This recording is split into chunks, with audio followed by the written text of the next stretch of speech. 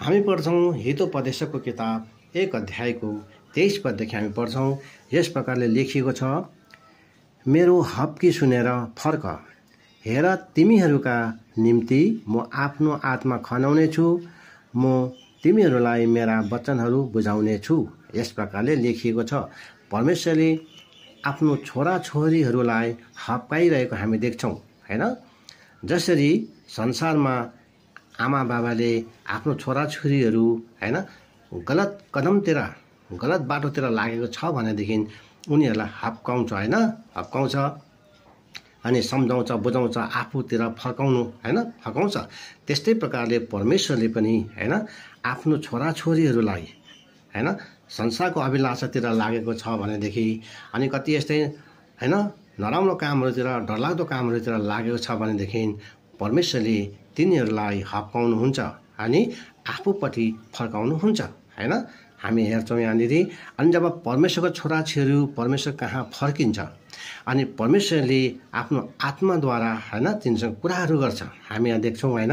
अनि परमेश्वरले आफ्नो वचनहरू बुझाउनुहुन्छ हैन, अनि परमेश्वरले आफ्नो वचनको रहस्य भेद प्रकाशहरू आफ्नो छोराछोरीहरूलाई बताउनुहुन्छ हैन। अब यहाँ 24 पदमा हामी पढ्छौं, यहाँ लेखिएको छ, किनभने मैले पुकारेँ तर तिमीहरूले इन्कार गर्यौ, मैले आफ्नो हात फैलाएँ तर कसैले वास्ता गरेन। अनि कति छोराछोरी त प्रभु कहाँ फर्किन्छ भने कतिजना त फर्किँदैन हैन। परमेश्वरले आफ्नो हात फैलाइरहेको हामी देख्छौं क्रुसमा हैन। प्रभु यीशु मसीह 2 हात फैलाइकन हैन काँटीको भरमा हामी देख्छौं हैन उहाँ झुन्डिरहनु भएको छ हैन। हामी यही देख्छौं कि प्रभु यीशु मसीहले 2 हात फैलाए आफ्नो छोराछोरीलाई हैन आफू कहाँ बोलाइरहेको हामी हैन याद गर्छौं। तर कति यस्ता प्रभुको छोराछोरी पनि छ, प्रभुको वचनलाई वास्ता गर्दैन, सुन्दैन, बुझ्दैन हैन। हामी त्यहाँ हेर्छौं, यहाँ 25 पदमा लेखेको छ, अझै 25 पदमा हामी पढ्छौं, तर तिमीहरूले मेरा सबै सल्लाहलाई तुच्छ ठान्यौ र मेरो कुनै हप्की चाहेनौ। अनि कति प्रभुको छोराछोरीहरूले हैन प्रभुको हप्की पनि वास्ता गर्दैन, प्रभुले कतिवटा कुरा भन्दा पनि सुन्दैन हैन। संसारमा यस्तो छोराछोरीहरू देखिन बाउ आमा कस्तो हैन विरक्त हुन्छ, अनि भने लास्टमा गएर त्यो छोराछोरी कति नराम्रो अवस्थामा पुग्छ हैन।